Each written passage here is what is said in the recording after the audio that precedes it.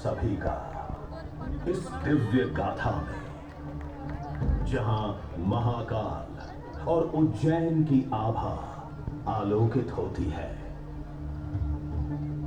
आपसे विनम्र अनुरोध है कि कृपया अपने मोबाइल फोन्स को साइलेंट मोड में डालें या स्विच ऑफ कर दें, ताकि आप इस प्रस्तुति का संपूर्ण आनंद बिना किसी व्यवधान के उठा सकें। इस शो के प्रस्तुतकर्ता है उज्जैन स्मार्ट सिटी लिमिटेड। निष्पादक हैं मध्य प्रदेश पर्यटन।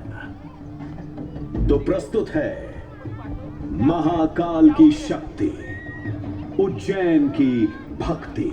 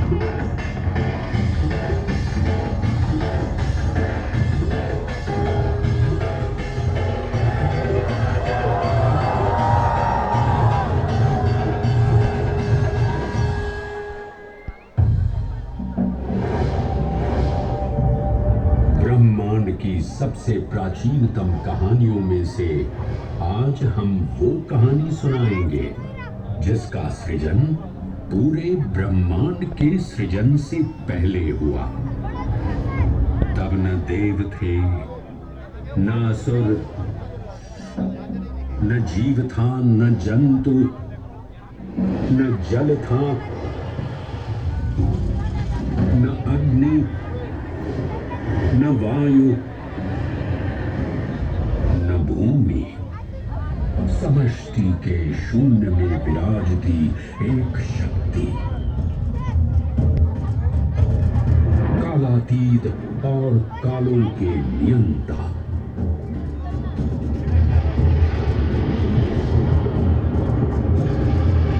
विधाता भी और विध्वंसक भी, अखंड, अचल, अविनाशी। ये कथा है उस महादेव के महाकाल स्वरूप की, जो सृष्टि के आरंभ भी हैं और काल के आगमन भी हैं। वे ही काल के सृजनकर्ता और नियंत्रणकर्ता भी हैं।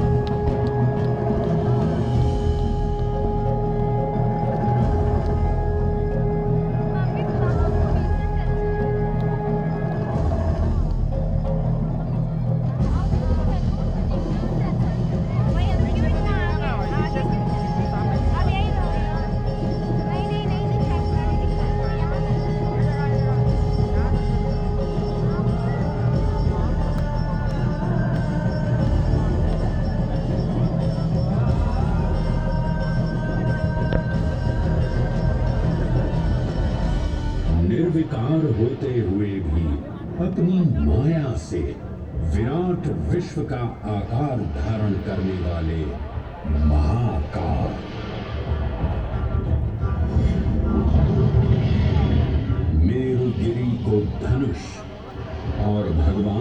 विष्णु को बाण बना दैत्यों के 3 पुरों का नाश करने वाले महाकाल।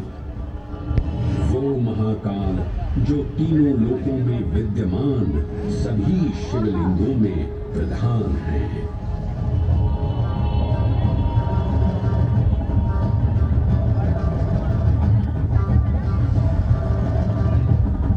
वो महाकाल जिनके त्रिशूल की तीनों नोकों से काम, क्रोध और लोभ पर नियंत्रण होता है, जिनके मस्तिष्क पर चंद्र शीतलता का प्रतीक है और जिनकी सवारी नंदी के 4 चरण सत्य, दया, दान और तप का चिन्ह है।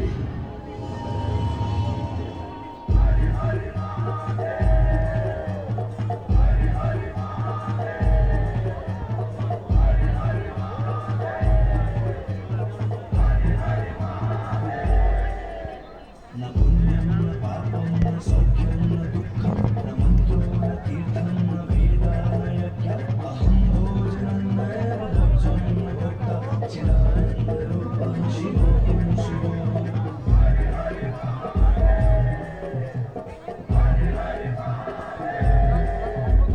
अहं निर्विकल्पो निराकाररूपो विविक्त्वां च सर्वत्र सर्वेन्द्रियाणि न चासंवृतं नैव मुक्तेन मे चिदानन्दरूपः शिवोऽहं शिवोऽहं चिदानन्दरूपः शिवोऽहं शिवोऽहं चिदानन्दरूपः शिवोऽहं शिवोऽहं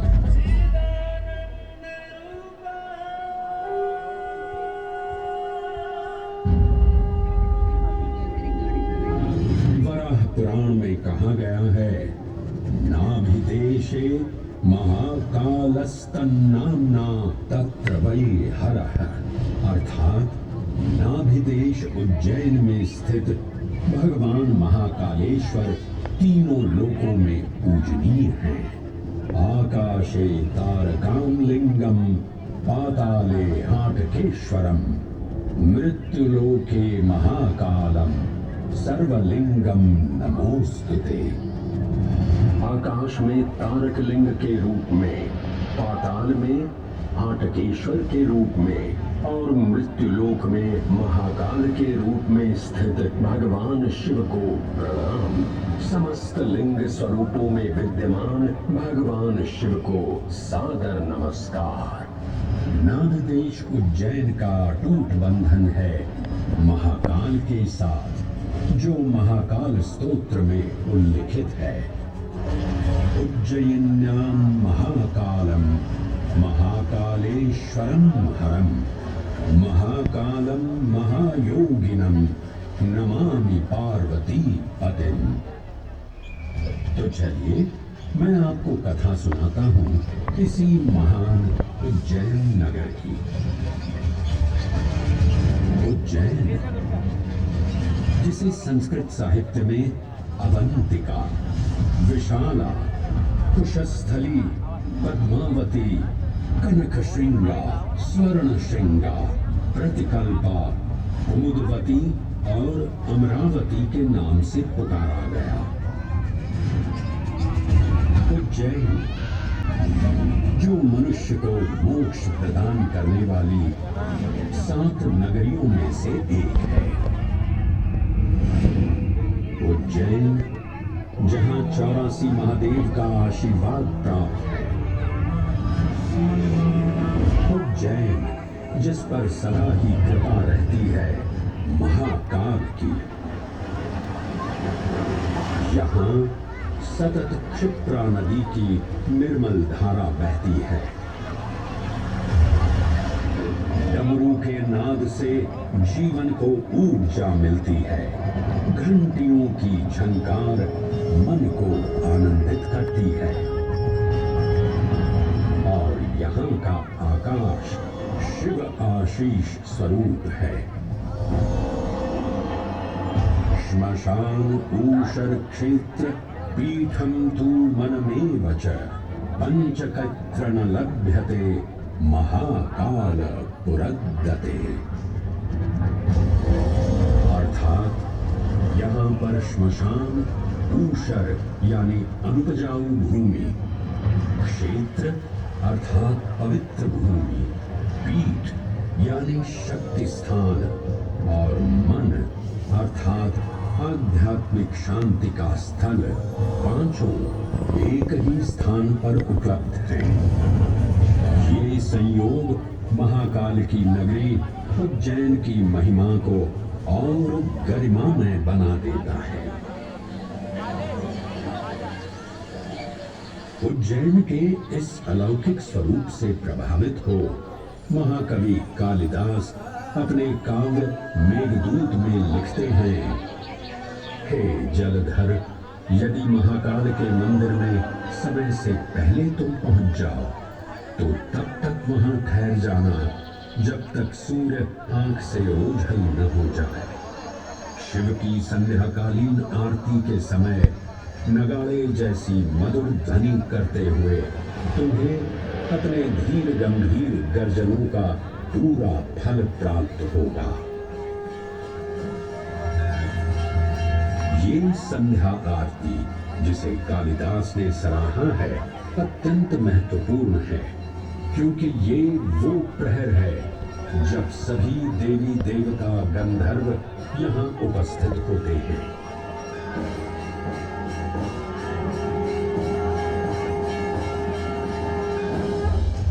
उज्जैन की महिमा अद्वितीय है। सतयुग, त्रेता युग, द्वापर युग और कलयुग, हर युग में इसका अप्रतिम महत्व रहा है। इस काल यात्रा में सबसे पहले आपको सतयुग के उस कालखंड में ले चलता हूँ जहां देव और दानव एकत्रित हैं समुद्र मंथन करने के लिए। मन की आंखों से कल्पना कीजिए, भगवान विष्णु ने कूर्म का रूप ले मंदरांचल पर्वत को अपनी पीठ पर उठा रखा है। सागर से विकराल लहरें उठ रही हैं, मेघ भयानक गर्जना कर रहे हैं। देव और दानव वासुकी सर्प को नीति बना और मंदार पर्वत को मथनी बना सागर को मथ रहे हैं कि तभी जल का पाप कालकूट विष निकलता है और पूरी सृष्टि को अपने ताप से झुलसाने लगता है। इस भयावह स्थिति ने देवताओं और असुरों के बीच हाहाकार मचा दिया। ये कैसा अनर्थ है? लक्ष्य था अमृतत्व का, पर अब मृत्यु की विकराल छवि हमारी आंखों के समक्ष मंडरा रही है। इस भयंकर संकट से केवल वही उद्धारकर्ता मुक्ति दिला सकते हैं जो समस्त विश्व के परम संरक्षक हैं। तभी सब महादेव की शरण में जाते हैं और पुकार लगाते हैं, ओम नमो भगवते रुद्राय। और फिर तुष्टा महादेव भक्तों की गुहार सुनते हैं, कैलाश से उतरते हैं, विष को अपनी अंजुली में भर अपने कंठ में धारण करते हैं।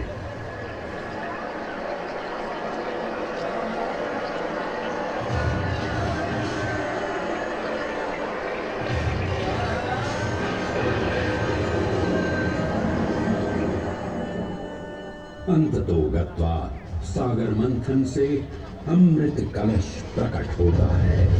जैसे ही अमृत प्रकट हुआ, दानवों ने इसे केवल अपने आधिपत्य में लेने की आकांक्षा प्रकट की और संघर्ष छिड़ गया। आज यदि हम इस अमृत को प्राप्त कर सके तो हम देवताओं पर हमेशा के लिए प्रभुत्व स्थापित कर पाएंगे। अमृत अपात्र हाथों में ना जा पाए, क्योंकि ये अपनी शक्ति का असीम दुरुपयोग करेंगे। इस अराजकता के परिणाम स्वरूप अमृत की कुछ बूंदें छलकी और पृथ्वी तक पहुंच गई। 4 स्थलों पर पर स्पर्श हुआ इन बूंदों का। हरिद्वार, प्रयागराज, नासिक और उज्जैन। अमृत की इन्हीं बूंदों के कारण उज्जैन में हर 12 वर्ष पर कुंभ सिंहस्थ मेले का आयोजन होता है। भगवान शिव की लीला देखिए, लोक कल्याण के लिए स्वयं विषपान किया और अपनी नगरी पर अमृत वर्षा करवाई।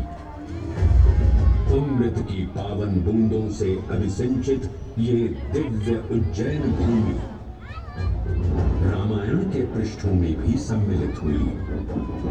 सतयुग के बाद त्रेता युग में माता सीता की खोज में वानर सेना का यहाँ आगमन हुआ।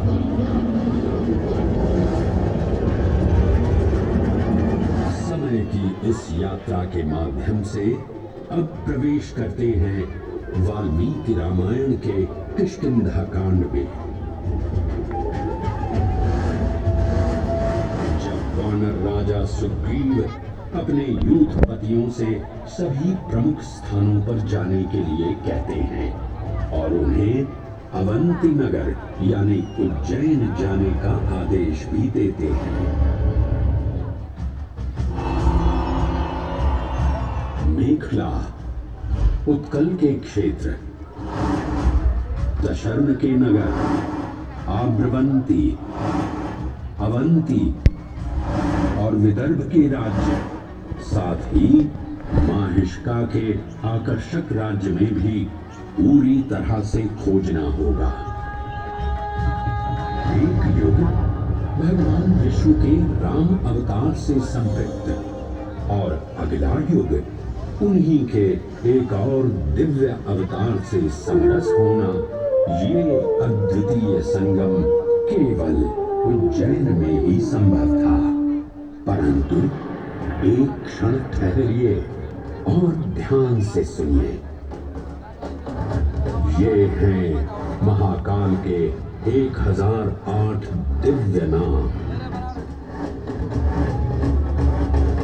हाँ, मैंने काल चक्र को परिवर्तित कर दिया है और अब द्वापर युग का शुभारंभ हो चुका है। विस्मय पूर्ण हो जाएंगे ये जानकर कि महाकाल के इन नामों को स्वयं भगवान श्री कृष्ण ने रचकर पिरोया था। महाकाल सहस्र नामावली की ये अद्भुत रचना उस समय की है जब योगेश्वर कृष्ण, उनके मित्र सुदामा और शेषावतार बलराम ने अवंती नगरी में स्थित सांदीपनी ऋषि के आश्रम में वेदांत दर्शन और शस्त्र विद्या की शिक्षा ग्रहण की थी। कहते हैं कि भगवान श्री कृष्ण को अवंती ने ऐसा मंत्र मुग्ध कर दिया कि यहाँ 64 दिनों तक रुककर उन्होंने 64 विद्याएं और 14 कलाओं का ज्ञान लिया। उज्जैन का संबंध महाभारत से भी जुड़ा हुआ है।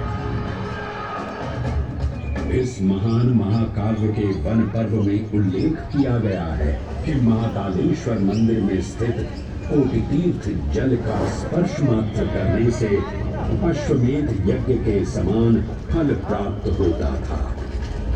और फिर परिवर्तन की इस अनवरत धारा ने एक नई कहानी लिखी।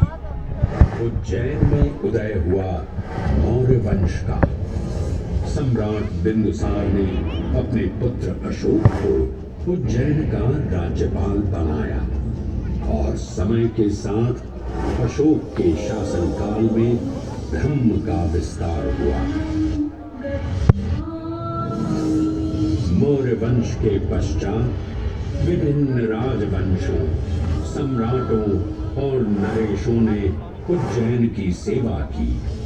उनमें से प्रमुख मारवाड़गण और फिर गुप्त वंश ने यहाँ राज कर इसके वैभव में वृद्धि की। उज्जैन ने अपने भव्य तेज से जहां महात्माओं और शासकों को आकर्षित किया, वहीं इस नगर पर आतताइयों की दृष्टि भी पड़ी।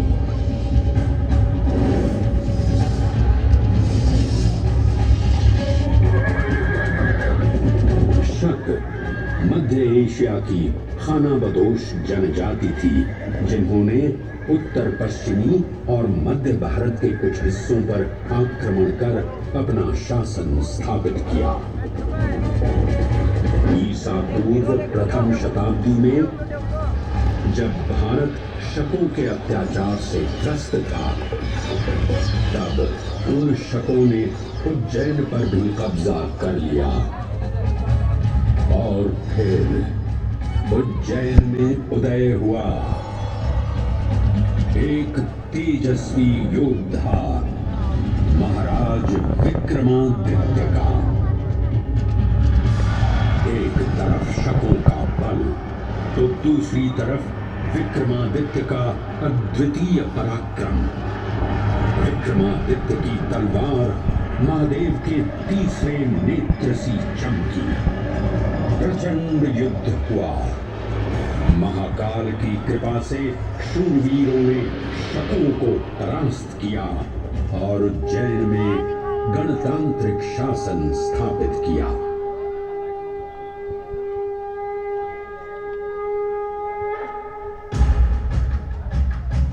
इन्हीं महाबली विक्रमादित्य की राज्यसभा महाकाल मंदिर में ही प्रतिष्ठापित थी। आज भी इस मंदिर की घंटियों में विक्रमादित्य की वीरता और शौर्य की प्रतिध्वनि गुंजायमान होती है। राजा विक्रमादित्य और शकों के मध्य हुए युद्ध ने उज्जैन को कालचक्र से अभिन्न रूप से जोड़ दिया, क्योंकि जिस दिन उनको विजय प्राप्त हुई, उस गौरवशाली उपलब्धि के सम्मान में एक नवीन पंचांग का शुभारंभ किया गया, विक्रम संवत पंचांग। आज भी कई हिंदू पर्व और धार्मिक अनुष्ठान विक्रम संवत पर आधारित हैं।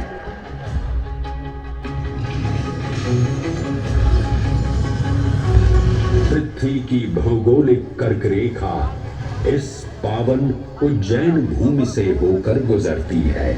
लगभग 300 वर्ष पूर्व उज्जैन विश्व समय का प्रमुख संदर्भ बिंदु था। यही कारण है कि उज्जैन की वेदशाला में वराहमिहिर, आदित्य दास, ब्रह्मगुप्त, आर्यभट्ट और भास्कराचार्य जैसे महान विद्वान अनुसंधान और अध्ययन में तल्लीन रहते थे। खगोल शास्त्र का केंद्र, महाकालेश्वर का आवास, जगत गुरु कृष्ण की नगरी, विक्रमादित्य का राज। जयति जय उज्जैनी, वैभवशालिनी नगरी उज्जैन।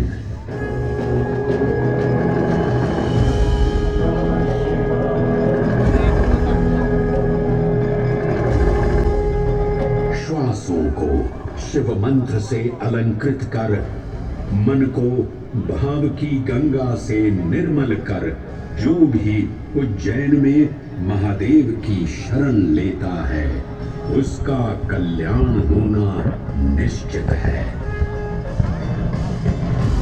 आज सुनी सबने गाथा महाकाल की, दर्शन जिनके दुर्लभ हैं, नमन करे जिन्हें काल भी, चरण में जिनके है बसा। ये समस्त संसार कभी नहीं देखा होगा धरती पर ऐसा चमत्कार।